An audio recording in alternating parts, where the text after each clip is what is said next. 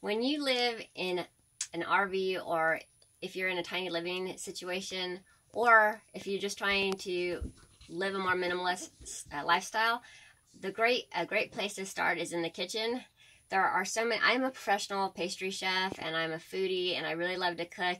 And I have a confession. I can be known as the gadget queen, and I really like to work efficiently in the kitchen.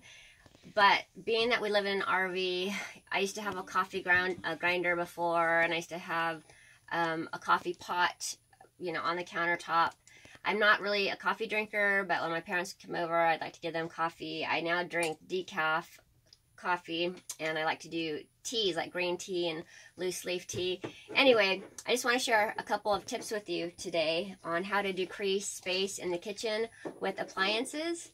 So I'm going to show you a quick way to grind your coffee. So you just get your whole beans. I've already put my beans inside my blender here. So you just put your whole beans inside your blender, and like I said, you don't need what is that? The grinders. Yeah, it's just a grinder. Some people use them for spice grinding. Some people use them for the coffee grinder. But anyway, I had a grinder. I got rid of it because I just now use my blender. My husband actually is the one that gave me this idea, and I didn't think it was going to work. I didn't think it was going to get fine enough. If you go to the store, the coffee ground is more of a thick ground, and I really like dark, deep, rich coffee, so I like it very fine. So I'm just going to give it a whirl really quick here.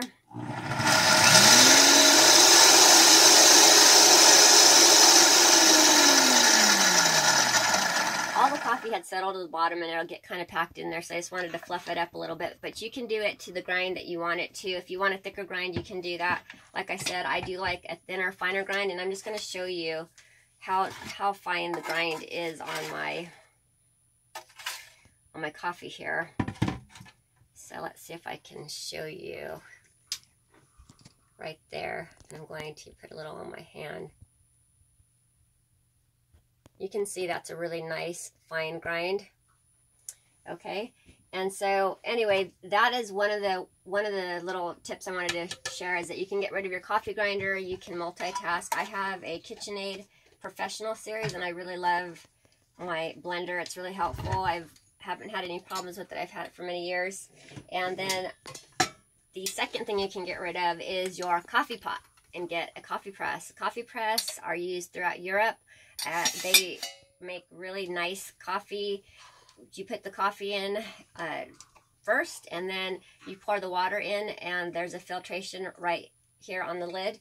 And you keep this part up, and then after you've let your coffee steep for as long as you want it, I like mine nice and dark, so I'd wait at least 5 minutes, and then I'll plunge it down, and that pushes all the coffee oils, and there is oils in coffee, in case you didn't know, and that really helps with the flavor of the coffee.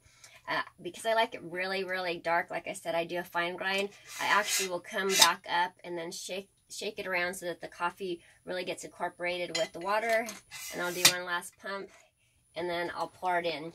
So that is my 2 tips for the day. You can get rid of your coffee pot, you can get rid of your coffee grinder, and you have 2 less appliances in your kitchen. That's my tiny living tip for the day. I'm Emma Sarah. Don't forget to like this video, to subscribe to my page for more tiny living and minimalist ideas for your kitchen and your home.